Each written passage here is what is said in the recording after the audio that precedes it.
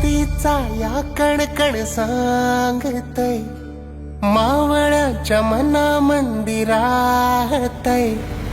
आमच्या या जीवाची आस आमचं राज, आभाळाला भिडला ह्यो झेंडा बघा आज. आम्हावरी कृपा करी राजांचा ध्यास लागतय.